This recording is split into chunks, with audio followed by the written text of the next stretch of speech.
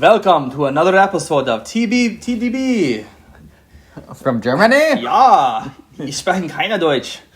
That means I don't speak German, actually. In German. Ha!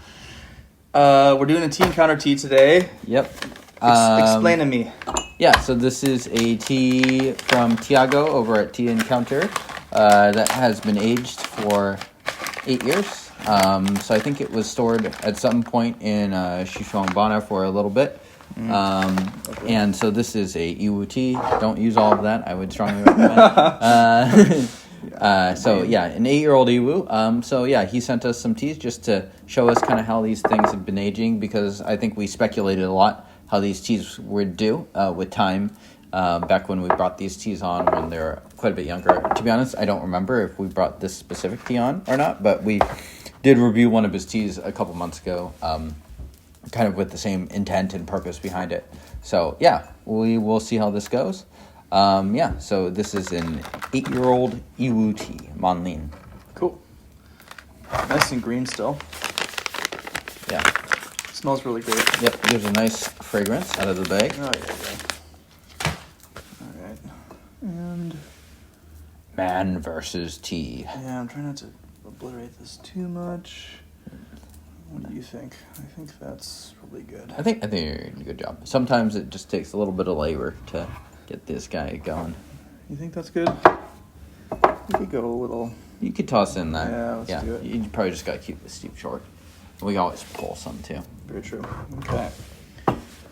And yeah, that was an eyeball. With these greener teas. Thank you. The demo. Eyeball. Watching like the kid videos of stuff. Like, this is your chin, right? So anyway, like nose, and Julian's just like poking me in the eyeball. Nose! See, my mind instantly went to the horror film, the 1975 cult classic, Eyeball. How does it get around? It rolls. Yeah. About a killer in Barcelona who was taking the eyeballs from every person. All right, nice and yellow. It might get a little bit browner. Get in there. Smells lovely. Nice big leaves. Yeah, smells really nice. Brown sugar, florals. Yeah. And, I think this tea, I think it's fair to say it's still relatively dryly stored. Yeah. As far as these things go. A little bit on the slant here, so. And so this is the Zhensilong brand. I don't know if I've mentioned that, but that is the actual brand of Pura. What's going on? We got some leakage. A little leakage. Yeah. Happens when you get old. Oh, God. Preview of the next 20 years. Man, I saw Louis C.K. live in, I don't know if I want to say that anymore, in New York. You're not allowed to say you saw him. Yeah, that I enjoyed his show.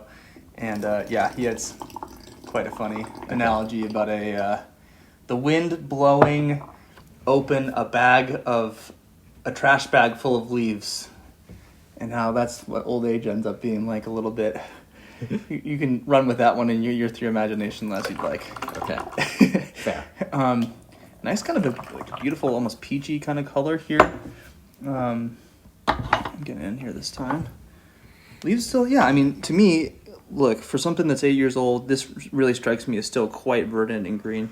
Obviously, there's oxidation in the leaves already, but and just from the smell to James's point about dry aging the tea, for me at least, I'm not anticipating funk, basement smells, sourness, even a kind of a mushroomy smell. Those would be the things that would remind me of a bit more of a hot, humid storage. Sure, yeah, absolutely. And to be clear also about what Denny's saying too, if you had a 2016 tea, so same year as this, and you did store it in the certain conditions, you would certainly end up with things that could be very different profile than this. Yeah. Even if you had this exact same tea. I'm pulling a little bit of leaf out because on our first real steeping, it was already proving to be a little bit bitter. And I'm going to flash steep this. Yep. And I would strongly recommend, if you are trying to serve this type of tea for other people, you do want to kind of tread on the light side. Pu'er, I think, poorer drinkers become very accustomed to just a little bit of bitter and everything. Right. And other people are just not quite so used to that. Yeah, and if you watch the previous episode, we actually had a fairly bitter melon flavored lunch. And even then, quite present. Yeah. Cheerio. Cheerio. All the way down the hatch, pip pip. Yeah, there's the little Oliver twist. To the one person from the UK still watching, Yeah. God bless you. The most half-assed UK references you could come up with. Righto. Probably good. Yeah. A little hint of juice in there. Quite nice. I think actually pretty balanced. I think this is the kind of tea that does need age. Yeah. Yeah. How does this fit? Does this fit your stereotype of Yiwu? Not really. No. I mean, compared to teas that you typically would think of, which would tend to be quite saccharine sweet up front, and frankly I wouldn't expect to drink them 5 years later. Something like this I think deserves some time. I can kind of note some of the characteristics of the region, but I would say blind taste testing I probably would not be able to guess. Okay. Yeah, that's just my trying to be honest about it. Okay. Well, you did happen to blind taste test correctly the last couple of Yiwus on the show. That was crazy. Yeah. Yeah, I feel like that was, I don't know. So I mean, say what you will, but you did guess those correctly. Interesting. Do you think this just has a little bit more of like an edge to it, like a little bit more bitter sharpness to it than you would typically see? Where Yeah, it just has a bit more of the raw flavors that you would expect from a kind of non-Yiwu tea. Sure. And not necessarily even like peatiness or smokiness. Sure. But just a bit more of that edge, I guess, a little Yeah. bit. I think this tea could definitely still be aged a little bit, and it doesn't have quite as much of that really sweet tooth front to it, to me. Yeah. So, and that could come out in steepings 7 up, you know. Yeah. So 8-year-old raw pour, not shocking at all, but 8-year-old Yiwu, mildly surprising. Yeah, you know, this kind of reminds me of the pound cake from Y2T a little bit. Interesting. Yeah. Which was an Yiwu. Yeah. Yeah. But not quite as sweet. And the pound cake was pressed and drank earlier. Yeah. So similar year, actually. Probably right around the same time, 2016, something like that. But this one has a nice solid base to it, too. It's not too light at all. Yeah. I feel like some Yiwu teas can be a little subtle. Yeah. And this one, it's not unsubtle, but I think it's, there's something solid there in the body that, Totally. that can kind of fall back on. I'm really enjoying it, just to be clear. I did pull a little bit of leaf out early on because I think we would have missed some of the complexity of this tea had we not. I mean, and the tea still has this kind of mildly bitter undercurrent running through it even after you pull this leaf. So. Right. And I'm still doing flash steepings, have not reheated the water yet.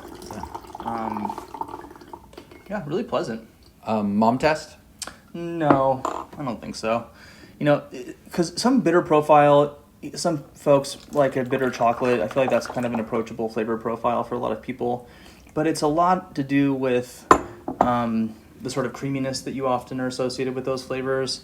This is a bit of a bitterness that's a crisp, sharper bitterness. I just think that it's kind of an unfamiliar profile for the average person. Yeah.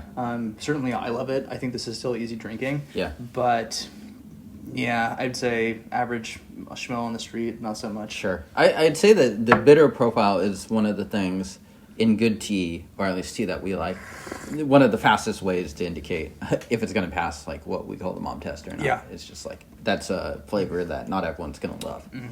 Getting more of that sweetness and kind of Yiwu's vibes now. And you know what, honestly, I bet if you even used less tea than I did, I might have spoken differently about where this was from. Okay. Interesting.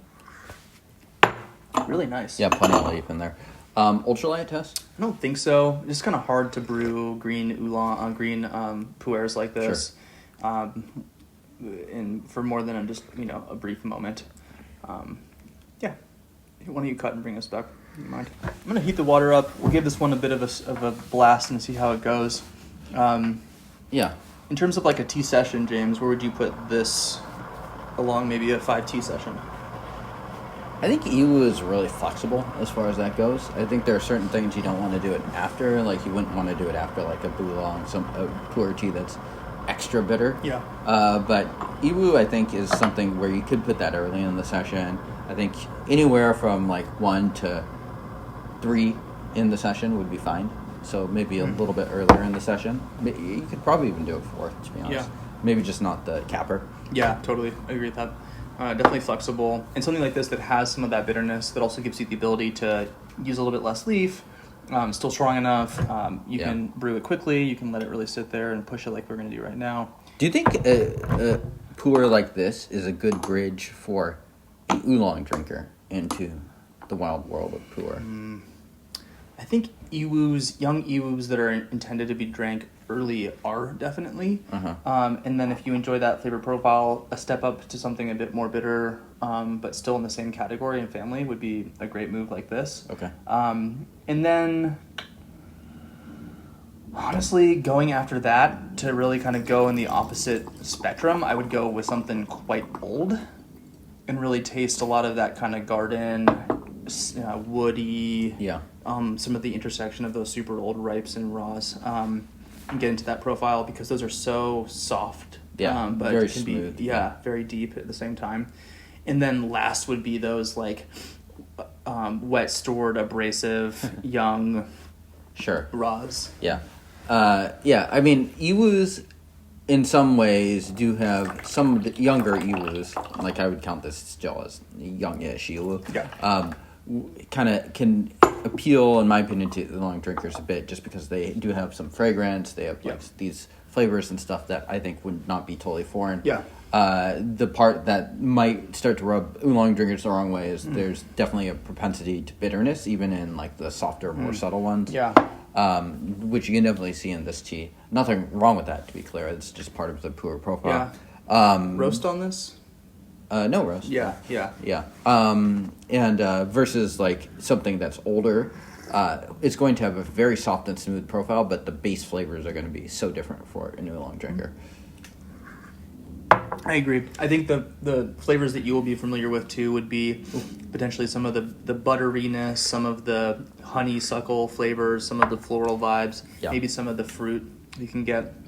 Definitely more bitter, but also like not intense. I don't know. Not too much. Not too bad. Yeah, it's got a nice aftertaste on it too that kind of mellows it out. The bitterness hits fairly differently than the bitter melon from very true from last session. And I think Tiago is smart. Not that I know anything about what I'm talking about, to age this specific tea from Yiwu for quite a bit of time. I think this tea might even still deserve a bit of time. It certainly can be sold now, but depending on how you like these flavors, it could still take some time to age.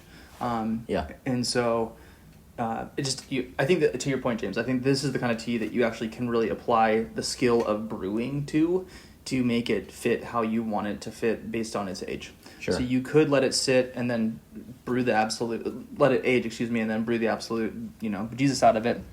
Or you can try to be a little bit more flexible with how you're brewing it and have it a bit younger. Yeah, for sure. Really good. Thank you, Tiago. I would recommend this one. This is, to me, probably a bit more of a tea drinker's tea. Sure. I would definitely want to be familiar with pu'er if I were drinking something like this. In some ways, when you get into more of these semi-age categories, it becomes a little more challenging, I feel like. Yeah, I think that's a good way of putting it. Yeah. Interestingly enough, there's like that intersection, or that spot zone after the first couple of years of these teas where if they're either meant to be drank right then, or from like 2 to 10 years, they're a little bit hard to figure out the right time to be drinking them. Yeah. And then after 10, if they're meant to be aged, they're going to probably be more reliably great. Right. And so this one's just getting to that like next stage, I think. Yeah, absolutely. It's like, I think we can see kind of the profile that this tea is going to have in 5-10 years. Yeah. And to that end, maybe you pick this up now, give it a shot, play with some of the brewing profile parameters, and then intend to at least revisit it 2 years from now, and then 7 years then, and give it a shot at 15 years of age and see how it tastes. Yeah. Definitely a fun, interesting tea. I would recommend this. Thanks, Tiago, again. Subscribe to the stuff. Do the YouTube algorithm. Do we know how to do that? We're doing the screenshot, How do we do the YouTube algorithm? I think it's just the more times we say it, Actually, and it goes into the YouTube Oh, transcript. you just say Yeah. YouTube algorom now. We had to ask your friend that works at Google. YouTube algorithm, YouTube algorithm, YouTube algorithm. Oh my god. Ask him Yeah, too if we can he can abbreviate control- yeah. YT-algo. Yeah, YT-algo. yeah, definitely. Yeah, I'll talk to you about that. Stan, we're looking at you, buddy. All right, subscribe to all this stuff. We're See smart. you guys Wu-Tang! next. Peace.